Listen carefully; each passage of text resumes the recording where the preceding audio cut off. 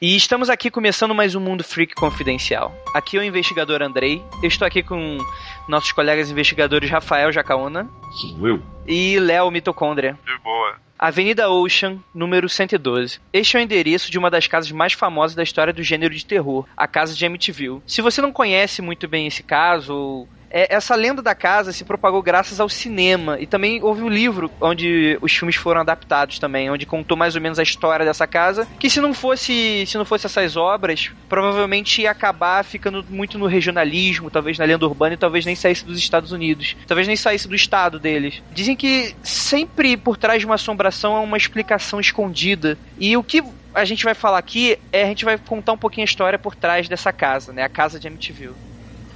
A gente vai ter que falar da primeira família que morou na casa. Não que ela tenha sido a primeira a morar na casa em si, mas aqui realmente houve um fato estranho. Em 1965, a família DeFeo comprou uma bela e grande casa na Avenida Ocean, onde tinham a esperança de viverem bem e confortavelmente por muito tempo. Infelizmente, a alegria da família não durou muito, pois mal sabiam que o próprio assassino, o próprio carrasco deles morava junto com eles, que foi o Ronald Butch Jr. Butch é um apelido, né, que ele era o irmão mais velho da família de 5 irmãos, e ele era o mais problemático. Ele tinha envolvimentos com drogas pesadas até, com LSD, heroína, maconha e por aí vai, e às vezes cometia pequenos furtos para sustentar esse seu vício. Andrei, fala. Vamos colocar aqui o ouvinte ciente de uma coisa.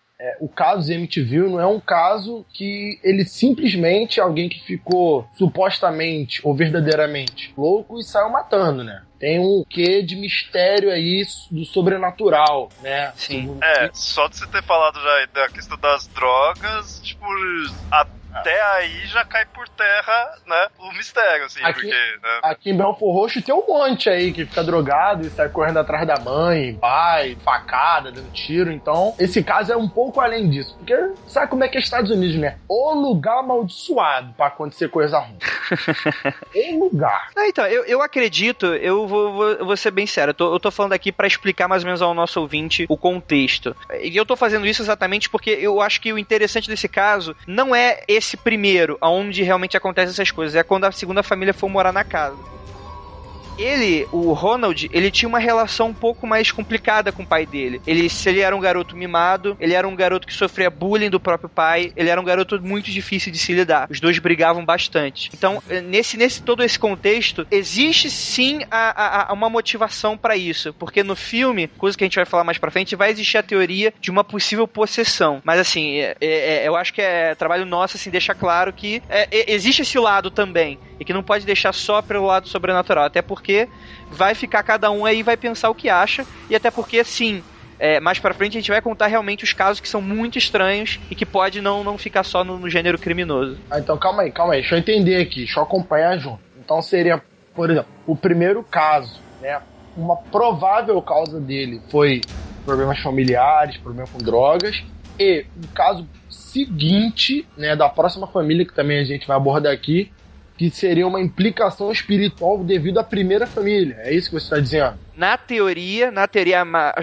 o mais plausível é que sim. Existem outras falando mais do antigo ainda, da história da casa, só que eu acredito que isso caia muito mais pelos rumores ou algo nesse sentido. Entendi. E nesse primeiro caso, o que aconteceu? Em uma certa noite, o Ronald Butch, ele pegou uma carabina da família e matou todas as pessoas da casa.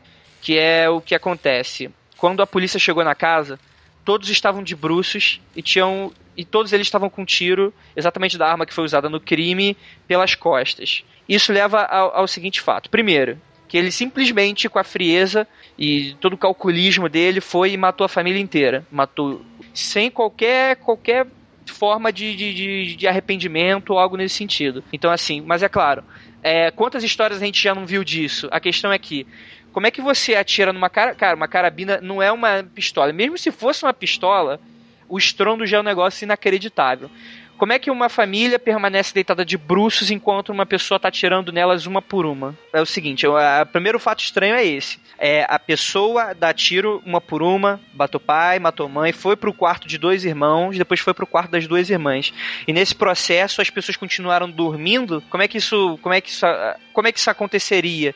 Rapaz, eu vou te falar, hein? Aconteceu um caso parecido aqui no Brasil recentemente, hein? Com 4 pessoas. Uma criança e uma Taurus 40. Aquela pistola dá um coice absurdo, cara. Absurdo. O que explica as pessoas continuarem dormindo? Drogas, né? Ou então muita bebida na noite anterior. Porque realmente, como você disse, um tiro de carabina é um tiro de carabina. Não, sim, mas mesmo, cara, mesmo assim, mesmo assim, não, como é que uma família inteira...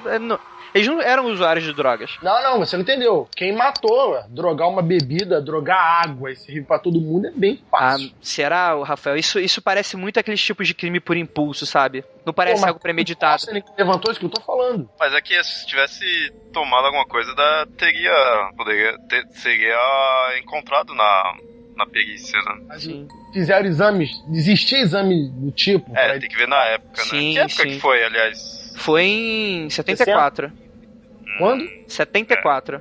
74 aí. Sei lá, de repente existia o exame de sangue pra detectar esse tipo de droga. Que tipo de droga? Não sei se tinha CSI. Eu provavelmente sim, eu vou falar porque já existia... No Brasil já existia perícia dessa época, que faziam com... Então, o problema é a qualidade, né? Exato. Perícia tem vários tipos de perícia. Então, mas a questão é que, depois que a polícia foi investigar, esse lado nunca foi abordado, então eu acredito que já tenha sido descartado. Porque existe umas teorias do porquê a família tenha se mantido dessa forma, mas vamos aguardar. A questão é que, sabendo que acabaria na cadeia, o Butch, pediu ajuda de seus amigos para que mentissem a seu favor de modo a criar um álibi. Mas a arma do crime e outras coisas que ocupavam pelo ato foram encontradas e ele acabou indo a julgamento, onde confessou os crimes. A frase que ele disse é bem enigmática, assim, é um negócio que merece um pouco de atenção, que ele falou assim, abre aspas. Começou tudo muito rápido, assim que comecei não consegui parar. Logo depois ele falou outra coisa, que foi o seguinte, ele declarou: eu não matei a minha família, eles iam me matar. O que fiz foi em autodefesa e não há nada de errado com isso. Quando tenho uma arma na mão, não há dúvida nenhuma sobre quem eu sou. Eu sou Deus. Fecha aspas. O que vocês acham que essa declaração quis dizer? Que ele é louco? Que ele é Deus? Ou é a mesma coisa, né?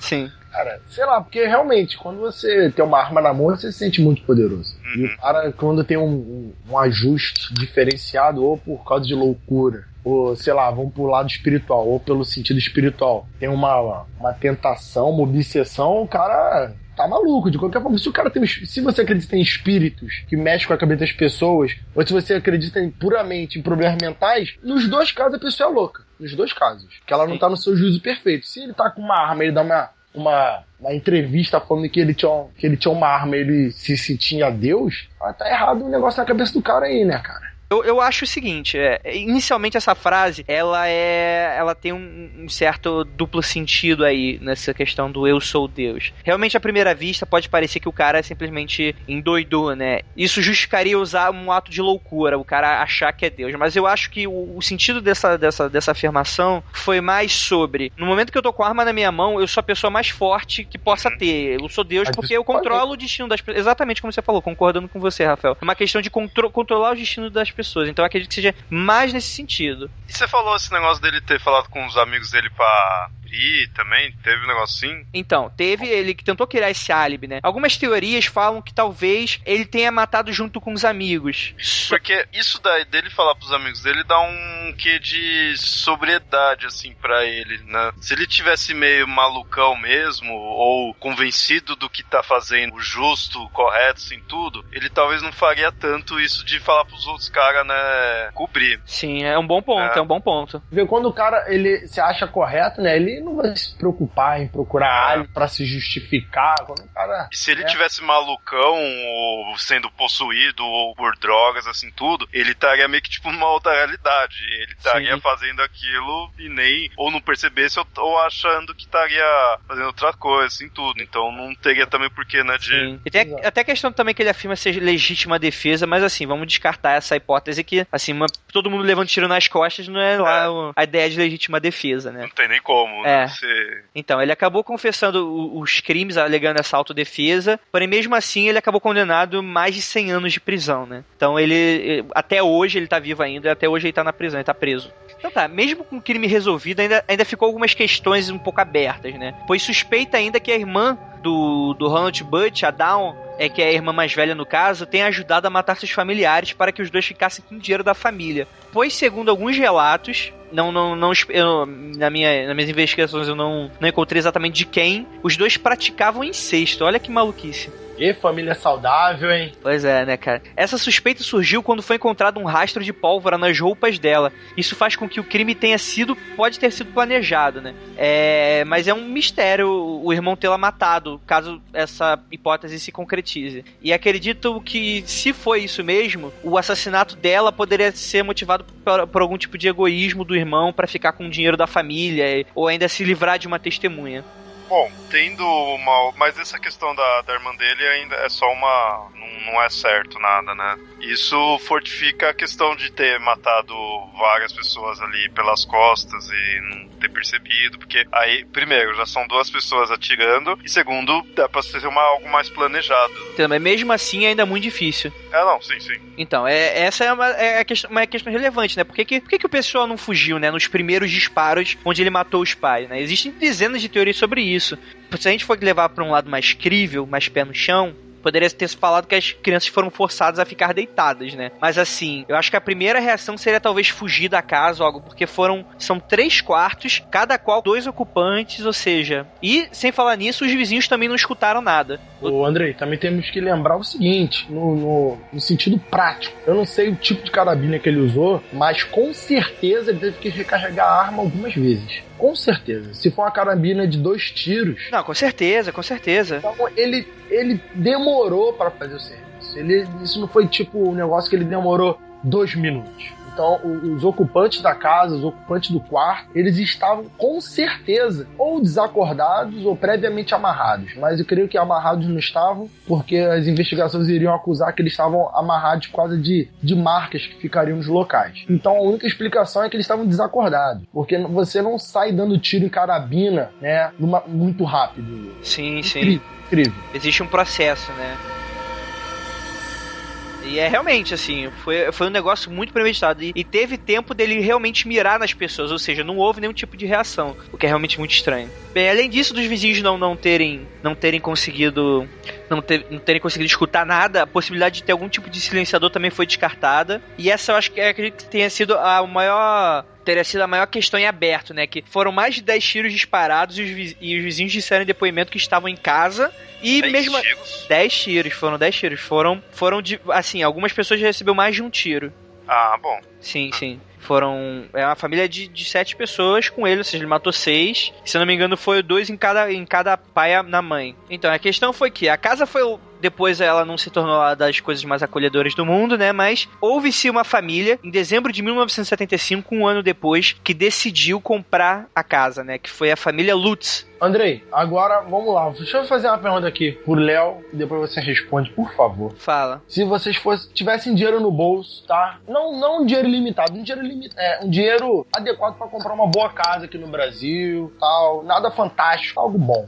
Tivesse uma promoção de uma casa muito mais cara, que cabe agora no seu orçamento porque ela tá numa promoção absurda. Mas o lance é o seguinte, houve uma série de assassinatos nessa casa, uma família se matou, sabe? Esse caso aí, semelhante. Você compraria essa casa e moraria com sua família nela?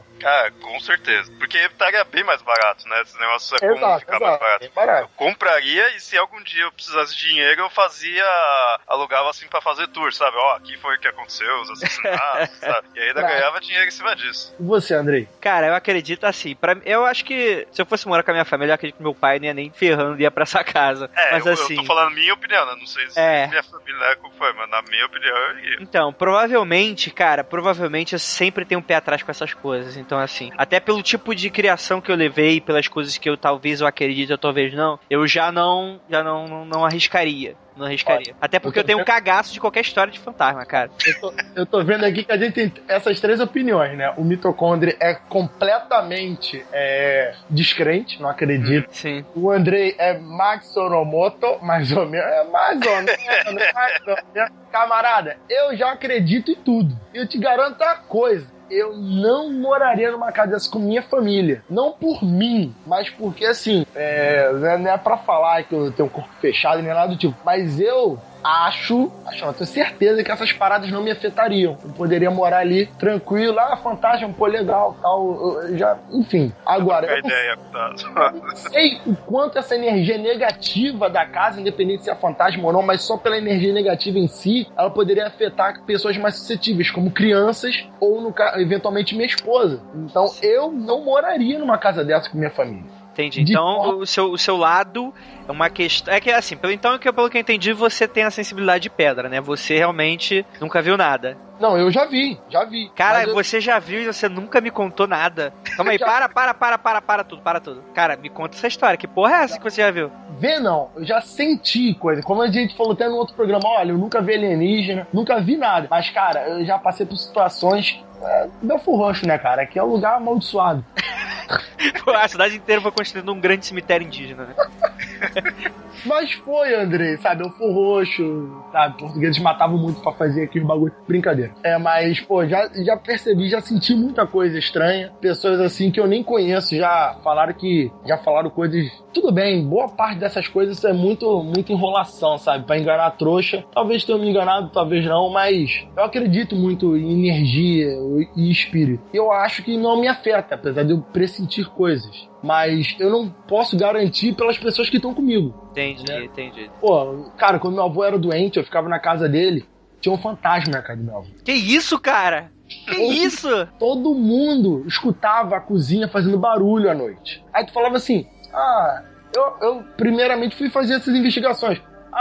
É porque muda a temperatura, aí instala a mesa. Aí que não sei o que. Cara, eu fiz todas essas observações. Nada batia. Aí depois me mexi, não, isso é rato, faz barulho, não sei aonde. Rato? Porra! Comecei a botar veneno de rato, sabe?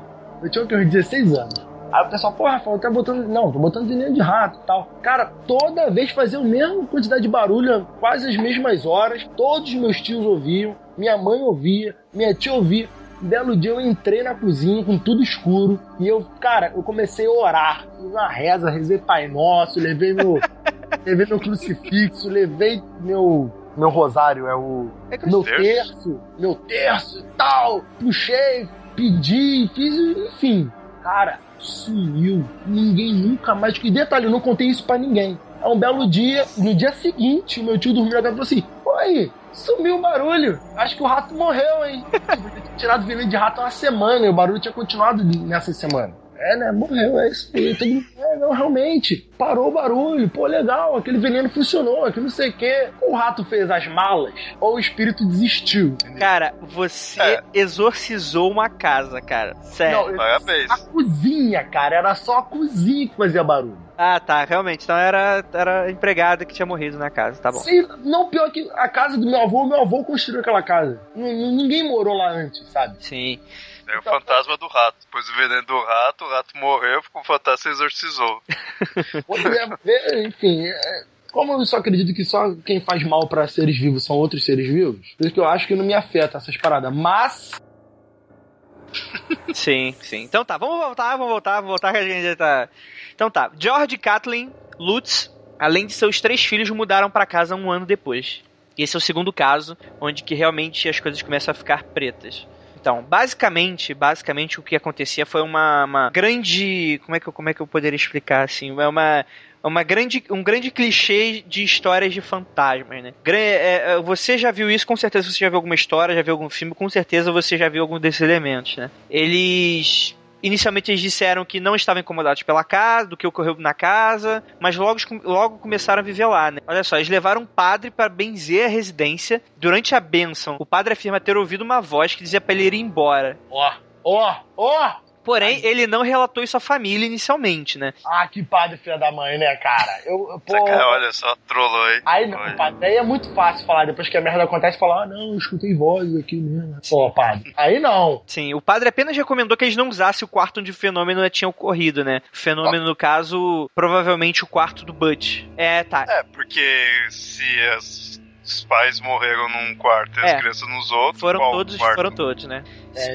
Vai morar todo mundo na sala, né? Todo mundo dorme na sala aí. Cara, mas mesmo com a bênção, assim, a família não conseguiu viver e abandonou a residência apenas 28 dias após ter entrado nela, né? Após ter passado pela porta. Pô, sorte que eles abandonaram ainda, né, cara? Deu tempo. Então sobreviveu todo mundo? Ninguém... Não, inicialmente eles relataram muitas coisas estranhas, né? Como gritos, né? Som de tiros e aparições. E eram coisas bem vívidas, assim. E eu imagino que, assim, pensando assim por mim mesmo, se é uma família que aceitou as condições dessa casa, então provavelmente não era uma família que acreditasse, pelo menos inicialmente. Talvez tenha... Se levou o padre, né? Então, talvez... Mas, cara, assim... Mas não adianta. De repente a mãe falou, não, vamos levar só pra garantir. Exato. Eu acredito mais nisso, cara. Eu acho que não é aquela descrença total, assim. Eu acho que é meio termo aí, sabe? Teve coragem o suficiente de ir, mas um ou outro, de repente o cara tava totalmente descrente, né? Não acredita, mas a mãe tava meio assim, mas conseguiu a casa, tá barato, né? Vamos lá, né? Tudo. Mas, chama o padre pra garantir, né? Assim... Que de repente a pessoa, por ser religiosa, chamou o padre e pra ela já tá tranquilo, né? Sim. Eu vi já tem um tempo, uma reportagem que foi na Isto É, super interessante, sei lá, que casas desse tipo nos Estados Unidos, o valor cai mais do que casas que se usa drogas. Porque, tipo, o antigo dono era traficante, aí a casa fica bem barata. Uma casa que alguém morreu, não morreu naturalmente, mas foi assassinado brutalmente e tal, o preço é bem baixo. Enquanto na Inglaterra, casos de assassinato, a casa valoriza. O inglês também é muito louco, né?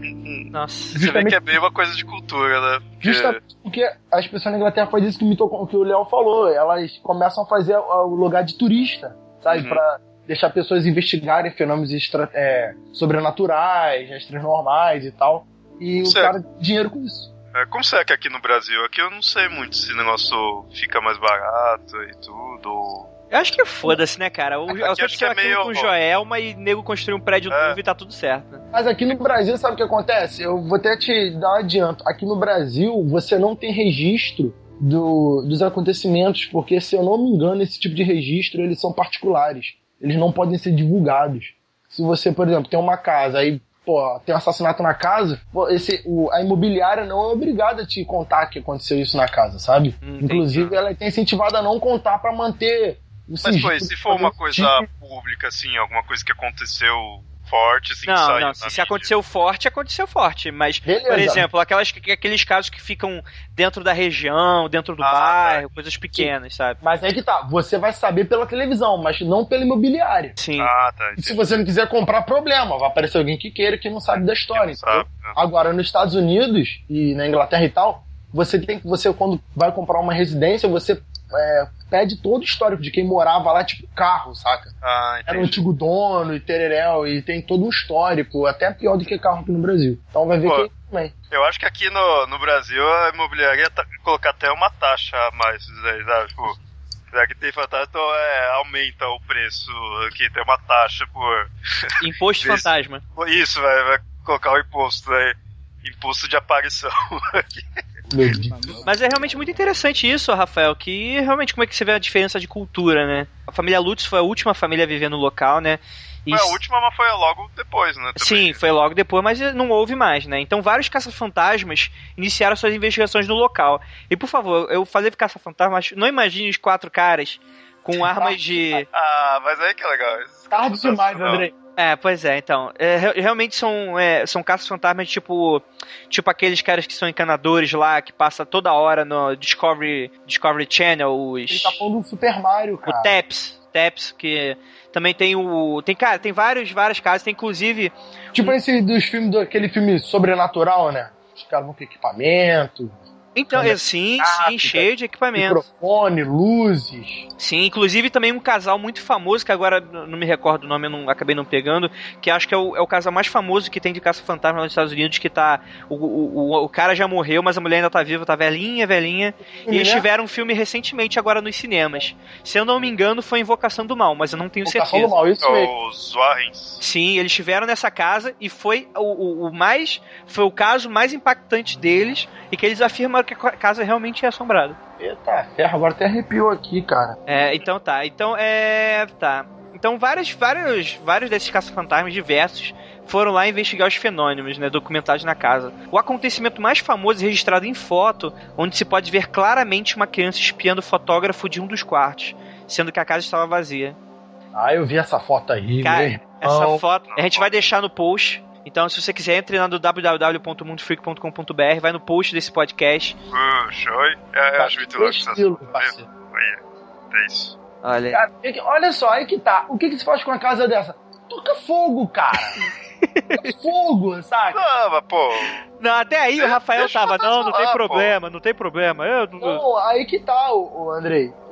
Porque assim, quando eu vou falar da aula sobre sociedade, é complicado porque às vezes assim, o aluno, a criança, o jovem, né, tá achando que todo mundo é que nem no Brasil, né? Você tem uma casa de 60 metros quadrados, um quintal, muro, beleza. Estados Unidos, cara, o pessoal não se liga nos filmes, todo mundo é casa americana, sabe? Tem 3 andares. Se contar com porão, tem 4 às vezes. São casas de 200, 300 metros quadrados, que a sala dos caras é do tamanho da minha casa, sabe? Então, a casa americana... Essas casas antigas, então a casa americana típica, a pequena deve ter uns 90 metros a 100 metros quadrados. Se tiver um andar só sem contar com porão ou sótão, sabe? Então, é aí que eu falo. É por isso que não precisa fazer uma fantasma. Uma casa é grande. Deixa o fantasma lá no canto, você fica em outro canto. Justamente, você vai morar numa casa dessa sozinho, Andrei. É isso que eu falo. Ninguém vai morar numa casa de 300 metros quadrados sozinho, cara. Imagina, beleza, eu tô lá. Aí eu vejo o fantasma de vez em quando e vou ficar chateado. Porra, vou ficar tomando sustinho toda hora.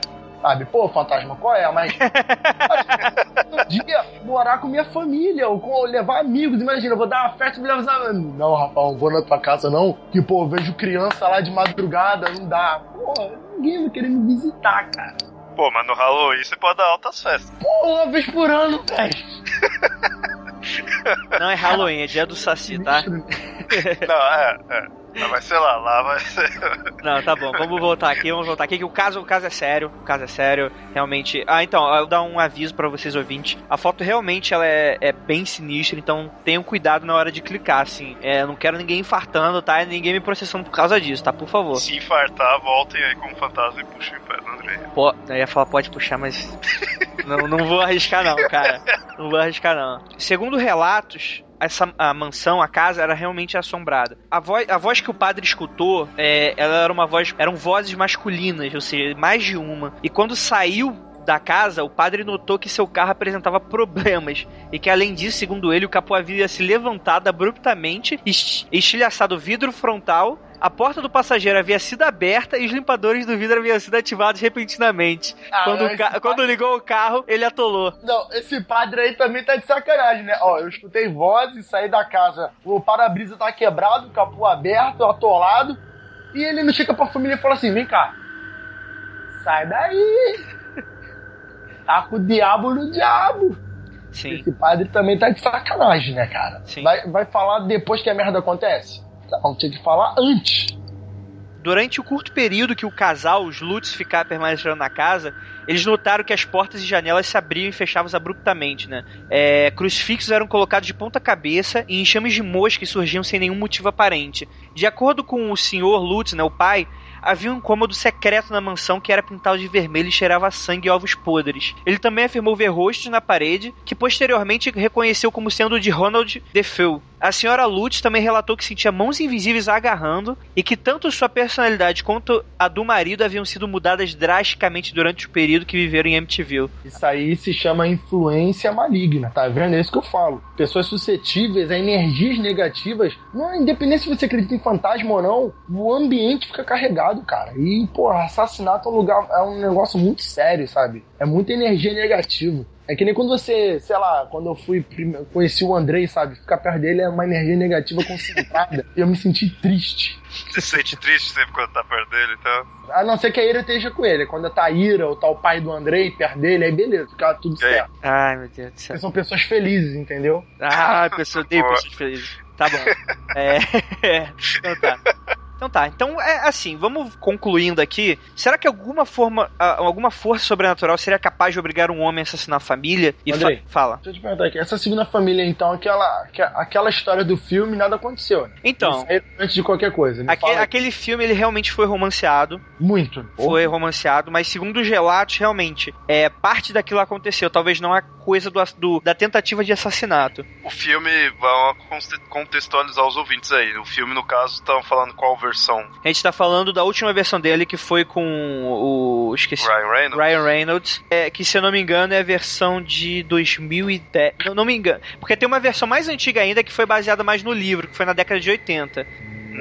Não vi, não. Sim. E também teve o Horror em Amityville, que foi publicado, que é um livro, né, de 1977, e virou um best-seller, que foi onde também espalhou a história, né? Eu imagino que o filme fez ele ficar bem famoso fora dos Estados Unidos. Acho que o livro já fez, dentro dos Estados Unidos, já talvez tenha sido suficiente aí pra disseminar lá. Como a gente acaba consumindo mais filme do que livro, então acho que o filme que fez sair dos Estados Unidos, né, essa história. Provável. Porque o livro foi traduzido para português? Nem sei, né? Tem essa também. Pode ser que nem tenha vindo. Aí quando não ganha esse vulto em outro país, então, pô, as pessoas nem chegam a ter acesso. Aqui, ó, tem um filme de 79, foi baseado no livro, e tem outras sequências. Tem a continuação do Amityville, tem um feito TV chamado A Maldição, e tem esse Horror em Amityville, que é o de 2005. Então, mas isso aí você já nem releva, assim. Será que alguma força sobrenatural poderia ser capaz de obrigar um homem a assassinar a família? Ou fazer com que um casal com filhos abandonasse uma casa tão cedo? Assim, uma família que talvez nem tenha crenças nesse tipo de coisa. Existem diversas lendas sobre o passado da casa, né? Como espíritos indígenas, ou um homem chamado John Ketchum, olha só, John Ketchum, que fugiu de Amityville por julgamentos de bruxaria, que, segundo a lenda, ele teria sacrificado diversos animais do local para rituais. Mas isso tudo fica muito na lenda urbana, né? Mas o que a gente tem de mais factível é o que a gente acabou de contar aqui, né? Toda essa história das duas famílias. E o que vocês acham, né? Vocês acham que realmente existem coisas estranhas? Vocês acreditam? O que vocês acham? Léo. Bom, vocês sabem o que eu devo achar, assim, né? O cara era malucão. Minha opinião foi tudo uma questão de maluquice, assim, tudo. Principalmente quando começou falando a questão das drogas, né? E da família que veio depois, eu já ouvi, assim, versões assim, que é possível que, na verdade, eles foram lá só pra dar um golpe e tudo, só pra querer ganhar em cima disso daí. Não sei, essa questão de dar um golpe, se fosse só o marido e a mulher, seria mais fácil. Agora, com família, com criança mesmo, exato, eu acho meio um pouco estranho. Mas, né, sei lá, vai ver que é uma família de sacana, né, não sei. Mas pela essa sua observação, não pode ser que os pais enganaram as crianças e as crianças acreditavam que estavam... Eu acho mais fácil ser isso do que ser todo mundo, né? Ali eu acho que a criança não iria ter cacife pra fazer algo assim. É uma boa teoria, porque a criança, no caso, ela pode ter sido um jovem, né? Pode ter sido enganado pelos pais, e os pais foi nessa intenção de ganhar alguma repercussão, né? E dar entrevista na televisão, né? A pessoa doida pra tudo, gente. Mas aquilo eu acho que acaba muito como o Léo falou, né? Com criança é foda, né, cara? É que, tipo, mesmo que se as pessoas não acreditassem, assim, mesmo que os entre aspas, os golpistas não acreditassem, você vai estar colocando seus filhos para se tornar pessoas públicas, assim, né? Mas maluco, André, tem gente que mata. Se antes teve o cara que matou, né, toda a família, isso que a família seguinte fez é o de menos, né?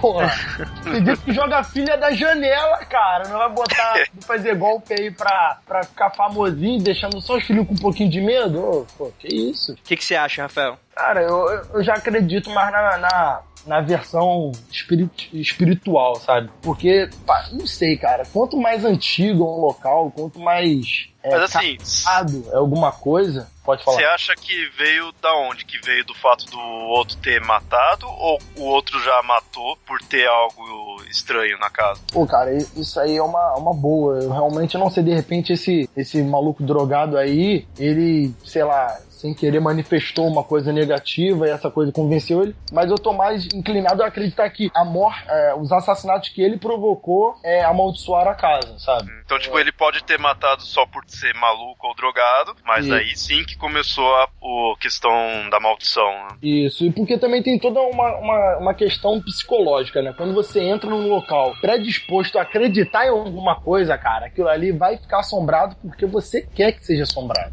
Então você realmente sofre um efeito psicológico, espiritual, de consequência do seu próprio desejo. Caraca, eu tô vindo numa casa que aconteceu 7 mortes. Eu quero ver fantasma. Inclusive acabei de ler agora, essa semana, o livro do Exorcista, e eles explicam muito disso, né? O poder do seu subconsciente faz com que você realmente acredite e até haja de uma maneira que poderia se explicar cientificamente. Poderia pessoas pensar que é tudo. Até as coisas mais sem explicações, às vezes, poderia ser causada até pela própria mente da pessoa, pelo poder da mente da pessoa. Vocês nunca fizeram nada do tipo ficar doente porque vocês querem? Vocês nunca fizeram isso, não? Não. Ficar mesmo, não. Tipo, vocês foram umas crianças muito tristes. Quando eu não queria ir pra escola, eu ficava doente só de manhã. Não, eu fingia uma coisa, agora fica... Mas quando eu não queria ir pra escola, eu não ia e pronto. Não.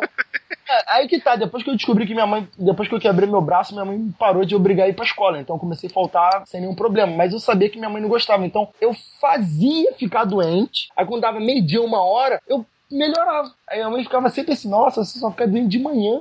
Sofria do mal da manhã, né? Nossa, eu quero ficar com febre. Aí eu colocava o termômetro, tava com 39 graus, sabe? Tipo, nossa, minha garganta inflamava. Aí ela, não, se não passar de tarde, vamos no médico amanhã, que não sei o quê. Aí depois que acabava o tempo da escola, eu me sentia mal mesmo, sabe? Não conseguia, eu ficava em casa doente, eu era um idiota. Aí quando passava o horário, agora eu posso ficar saudável. Aí passava mais 1 hora, eu tava bonzinho.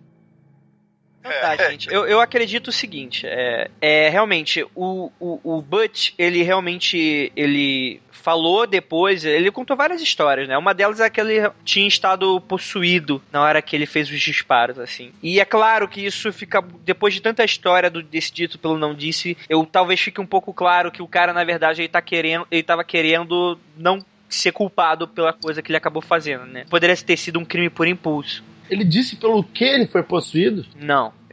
Vozes na cabeça mandavam ele fazer isso. Mas esse negócio de voz na cabeça é o que mais tem, cara.